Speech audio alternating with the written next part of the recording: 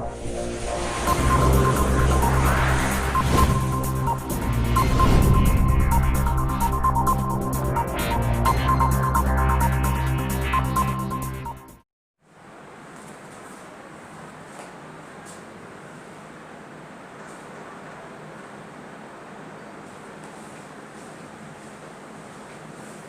Afternoon બાળકો, આપણે આજે પાઠ 1 ધાર્મિક અને સામાજિક જાગૃતિ તેના વિશેની સમજૂતી મેળવવાની છે.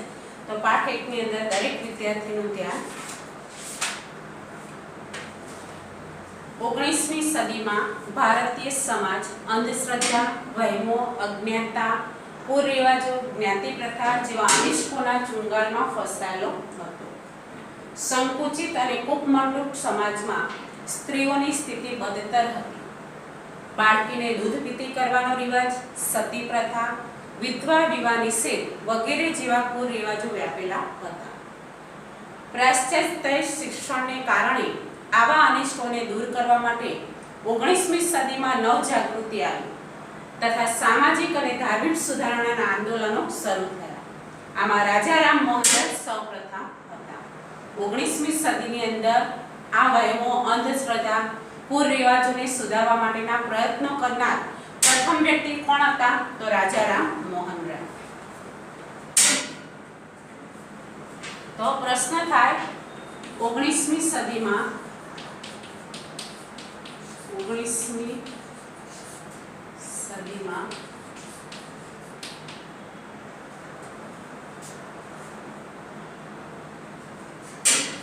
ભારતીય સમાજમાં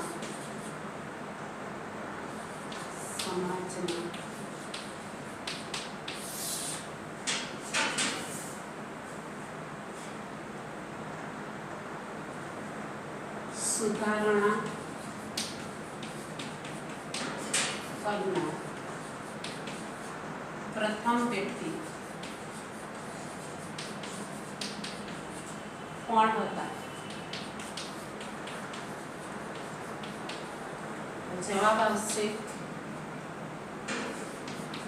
રાજા રામ મોહન. કોણ હતા? રાજા રામ મોહન. કયા કયા અનિષ્ટો હતા?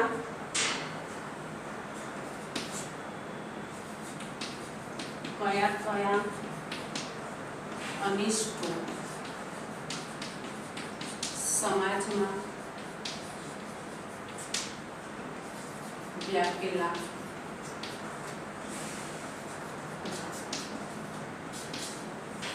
જવાબમાં અંધશ્રદ્ધા, વહેમો,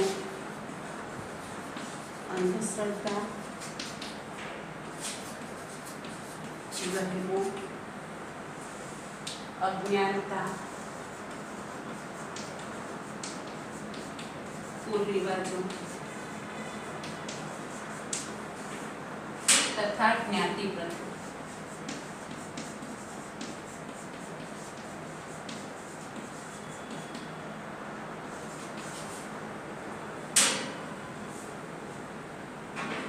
એમાં છે પ્રથમ રાજા રામ મોહન રાય. રાજા રામ મોહન રાયનો જન્મ ઈસવીસન 1772 માં બંગાળના હુગલી જિલ્લાના રાધાનગર ગામમાં બ્રાહ્મણ કુટુંબમાં થયો હતો. રાજા રામ મોહન રાયનું લગ્ન બાળપણમાં થયું હતું. વળી તેમના ભાઈનું અવસાન થતાં તેમના ભાભી સતી થયા. આ ઘટનાએ રાજા રામ મોહન રાયને ખૂબ અસર કરી. તેમણે સતી પ્રથા, બાળ લગ્ન, જ્ઞાતિ પ્રથા, બાળકીને દૂધ પીતી કરવાનો રિવાજ વગેરેનો ઉગ્ર વિરોધ કર્યો અને એ માટે આંદોલનો ચલાવ્યા. તેમણે ઈસવીસન 1821 માં બંગાળીમાં સંવાદ કૌમુદી અને ઈસવીસન 1822 માં ફારસી ભાષામાં મિરાત ઉલ અખબાર નામના સમાચાર પત્રો શરૂ કર્યા હતા. ઈસવીસન 1828 માં બ્રહ્મો સમાજની સ્થાપના કરી હતી. રાજા રામ મોહન રાય કોલકાતામાં હિન્દુ કોલેજની સ્થાપના કરી. તેમણે અખબારી સ્વાતંત્ર્ય, વાણી સ્વાતંત્ર્ય, સ્ત્રી અધિકાર, વ્યક્તિ સ્વાતંત્ર્ય, કારોબારી ન્યાયતંત્રને અલગ રાખવા જેવી બાબતોની બ્રિટિશ સરકારને ભલામણ કરી. તેમણે કોને ભલામણ કરી? બ્રિટિશ સરકારને.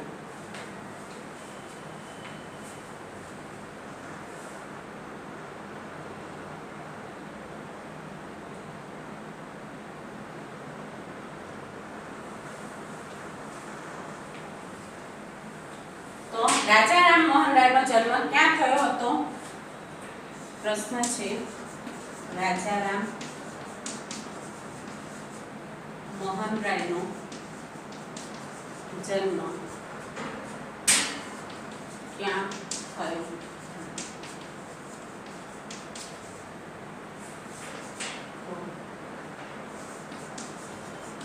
રાજા રામ મોહન રાયનો જન્મ ઈસવીસન 1772 માં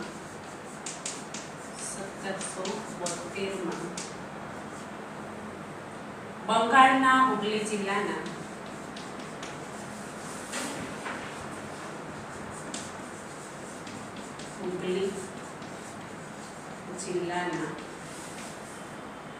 રાધાનગર ગામમાં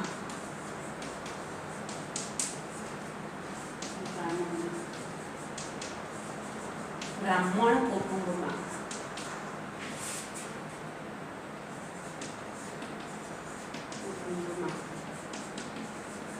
થયો.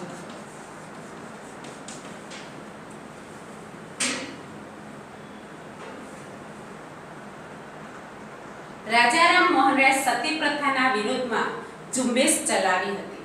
તેના પરિણામે ઈસવીસન 1829માં અંગ્રેજ ગવર્નર વિલિયમ બેન્ટિંગે સતી પ્રથા ઉપર પ્રતિબંધ મૂકતો કાયદો પડ્યો. આમ રાજા રામમોહન રાયે 19મી સદીમાં ભારતની નવજાગૃતિ માટેની સામાજિક, ધાર્મિક અને રાજકીય ચળવળનો પાયો નાખ્યો. દિલ્હીના બાદશાહે પોતાના જાગીરી હક અંગેના કેસ બાબતે રાજા રામમોહન રાયને ઈસવીસન 1830માં ઇંગ્લેન્ડ મોકલ્યા. ઈસવીસન 1833માં બિસ્ટોલ મુકામે તેમનું અવસાન થયું. બ્રહ્મો સમાજે હિન્દુ સમાજની દ્રષ્ટિ બદલવામાં અગત્યનો ફાળો આપ્યો. હિન્દમાં ધર્મના જળ અને અંધશ્રદ્ધાવાળા વિચારોને દૂર કર્યા. બીજું છે દયાનંદ સરસ્વતી. દયાનંદ સરસ્વતીનો જન્મ સૌરાષ્ટ્રના મોરબી નજીક ટંકારા ગામમાં સનાતન બ્રાહ્મણ કુટુંબમાં થયો હતો. તેમણે નાની વયે મૂર્તિ પૂજા અને કર્મકાંડની બિનઉપયોગિતા સમજાઈ. કોને? દયાનંદ સરસ્વતી. તો દયાનંદ સરસ્વતીનો જન્મ ક્યાં થયો હતો?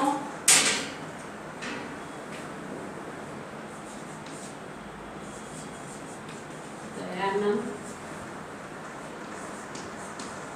સરસ્વતીનો જન્મ ક્યાં થયો?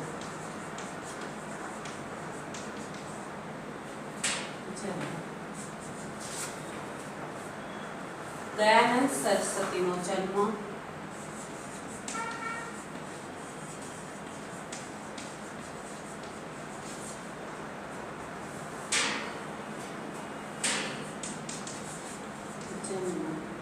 સૌરાષ્ટ્રના મોરબી નજીક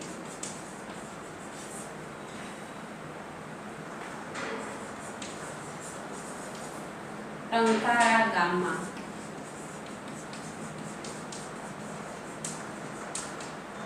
સનાતન બ્રાહ્મણ કુટુંબમાં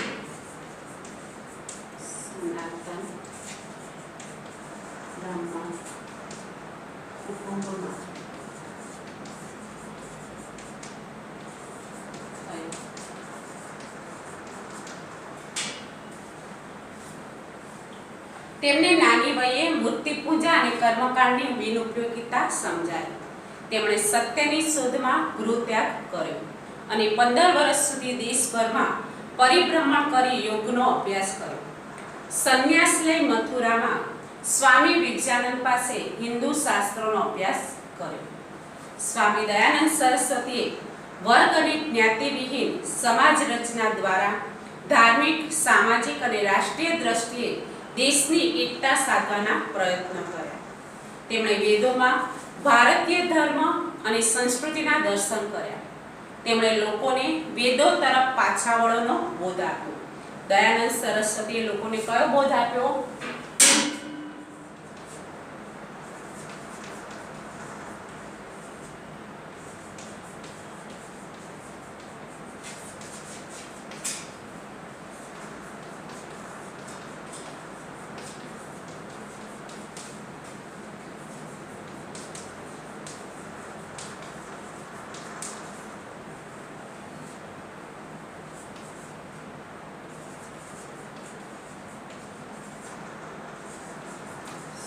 સરસ્વતી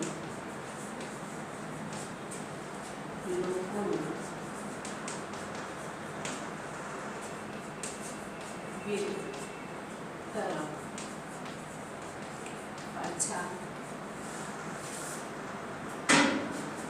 વળો.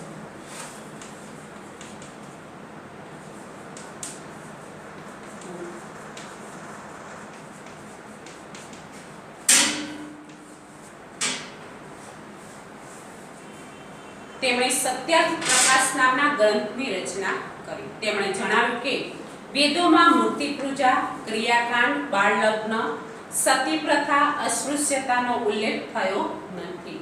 તેમણે એકેશ્વરવાદનો બોધ આપ્યો.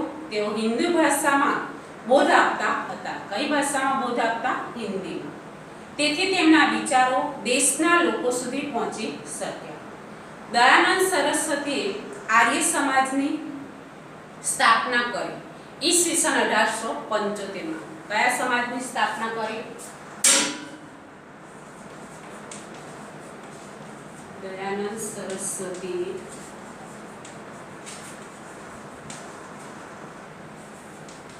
કયા સમાજની?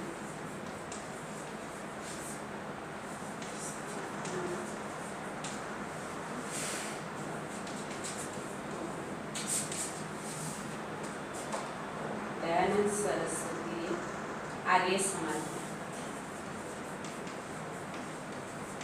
સરસ્વતી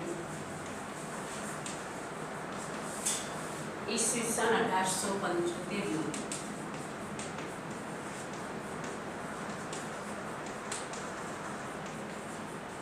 આર્ય સમાજની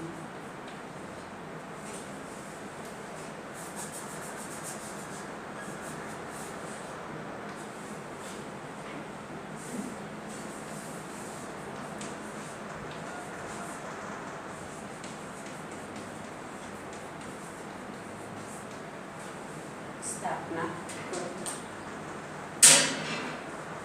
લાહોર, પંજાબ, ઉત્તર પ્રદેશ, રાજસ્થાન અને ગુજરાતમાં આર્ય સમાજનો ઝડપથી પ્રચાર થયો. તેના પરિણામે ઝડપી સામાજિક પરિવર્તન આવ્યું. આર્ય સમાજે ધર્માંતર પામેલા હિન્દુઓને હિન્દુ ધર્મમાં પાછા લાવવા માટે શુદ્ધિ ચળવળ શરૂ કરી, જેને કારણે પરધર્મ સ્વીકાર્યો હોય કે સ્વીકારવાની ફરજ પડી હોય તેવા હિન્દુઓને પાછા આવવા માટેના દ્વાર પ્રથમવાર ખુલ્લા મૂક્યા. સ્વામી દયાનંદ સરસ્વતીના અવસાન પછી લાલા હંસરાજ, પંડિત ગુરુદત્ત અને લાલા લજપતરાય જેવા નેતાઓએ આ સંસ્થાની પ્રવૃત્તિઓ ચાલુ રાખી. સ્વામી શ્રદ્ધાનંદે ઈસવીસન 1902 માં હરદ્વાર પાસે કાંગડી ગુરુકુળ સ્થાપ્યું.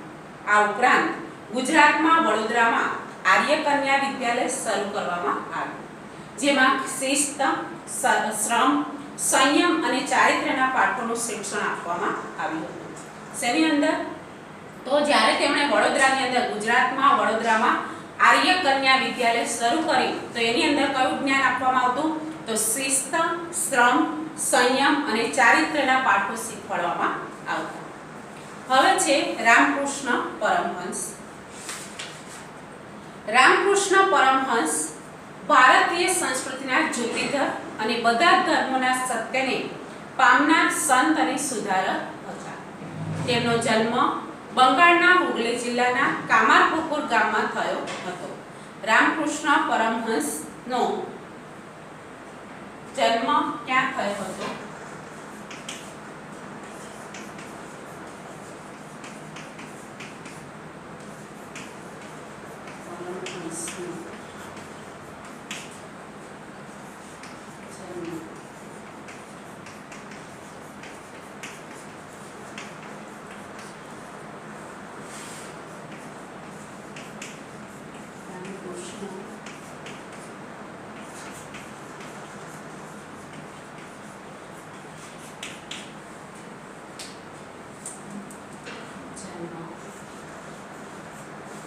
બંગાળના હુગલી જિલ્લાના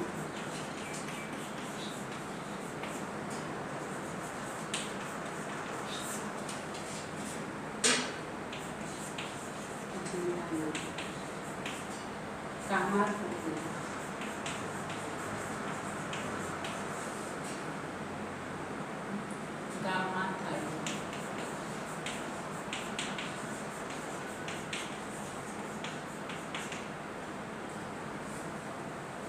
તેમણે બાળપણથી ધાર્મિક પ્રવૃત્તિઓમાં રસ હતો. તેઓ કોલકાતા પાસે આવેલા દક્ષિણેશ્વરમાં કાલી માતાના મંદિરના પૂજારી હતા. તેમણે ઈશ્વરને વિવિધ રૂપે પામવાના પ્રયત્નો કર્યા હતા. તેમના શુદ્ધ ચારિત્ર અને જ્ઞાન ભક્તિના ઉપદેશથી અનેક લોકો તેમની પાસે આવતા. કેશવચંદ્ર સેન અને દયાનંદ સરસ્વતી જેવા ધાર્મિક અને સામાજિક સુધારકો સાથે તેમની મુલાકાત થઈ હતી. પાશ્ચાત્ય અસરમાં આવેલા લોકોને રામકૃષ્ણ પરમહંસના બોધથી પોતાના ધર્મ અને સંસ્કૃતિમાં પુનઃ શ્રદ્ધા પેદા થઈ. રામકૃષ્ણ પરમહંસે લોકોને કેવા હતા? સત્યને પામનાર સંત અને સુધારક હતા.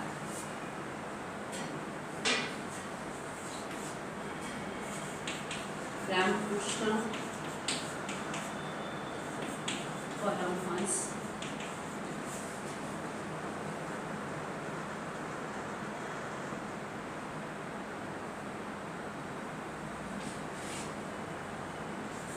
એવા સુધારક હતા.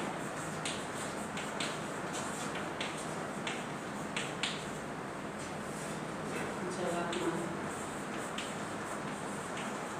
રામકૃષ્ણ પરમહંસ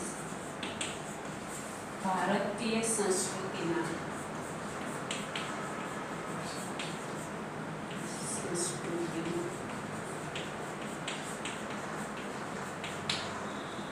જ્યોતિધર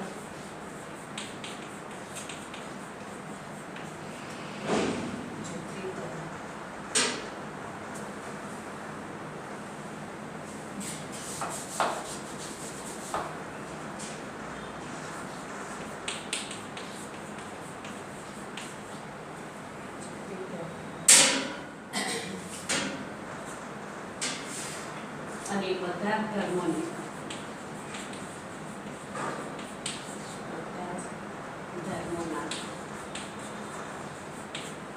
સત્યને પામનાર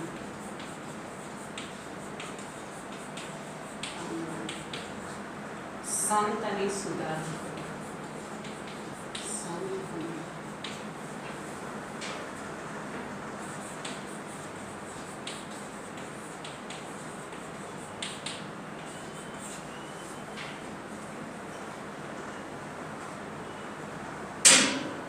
રામકૃષ્ણ પરમહંસ કયા મંદિરના પૂજારી હતા? રામકૃષ્ણ પરમહંસ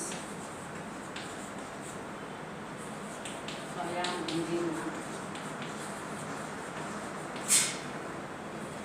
પૂજારી હતા?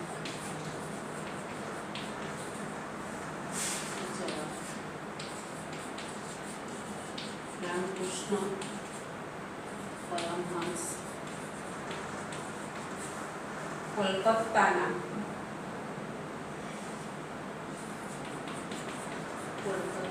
પાસે આવેલા દક્ષિણેશ્વરમાં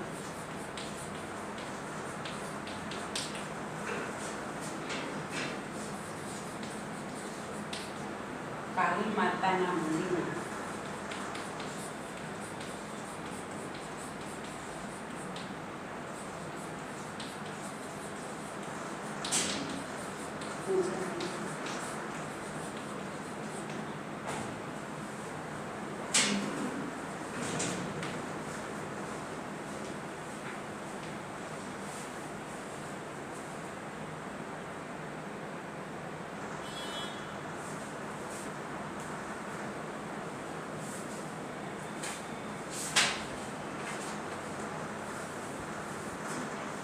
હવે સ્વામી વિવેકાનંદ. નરેન્દ્રનાથ દત્ત ઈસવીસન 1863-1902 નામના બંગાળી સ્નાતક રામકૃષ્ણ પરમહંસના સંપર્કમાં આવ્યા. રામકૃષ્ણે નરેન્દ્રની જ્ઞાન પીપાસાની તૃપ્તિ કરી. નરેન્દ્ર રામકૃષ્ણના શિષ્ય બન્યા અને સંન્યાસ ધારણ કરીને સ્વામી વિવેકાનંદ નામ ધારણ કરી ભારતીય અને પાશ્ચાત્ય તત્વજ્ઞાનના ઊંડા અભ્યાસી બન્યા. સ્વામી વિવેકાનંદ કયું નામ એમનું નામ શું હતું? નરેન્દ્રનાથ દત્ત.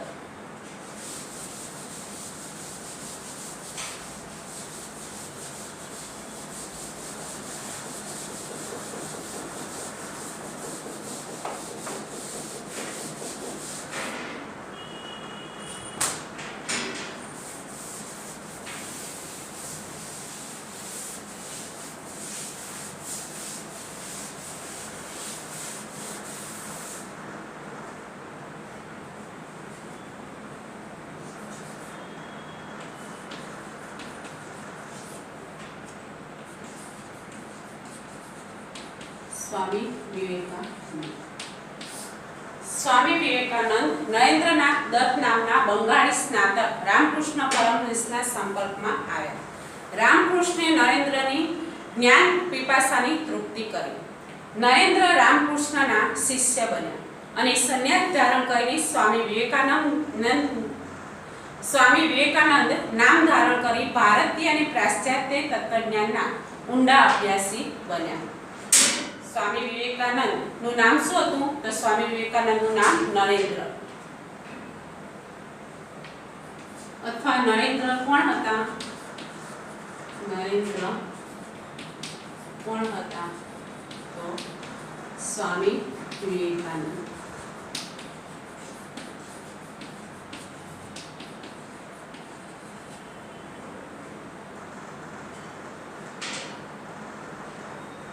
તે કોના શિષ્ય હતા? તો રામકૃષ્ણના. સ્વામી વિવેકાનંદ કોના શિષ્ય હતા? તો કોના હતા? રામકૃષ્ણ પરમહંસ.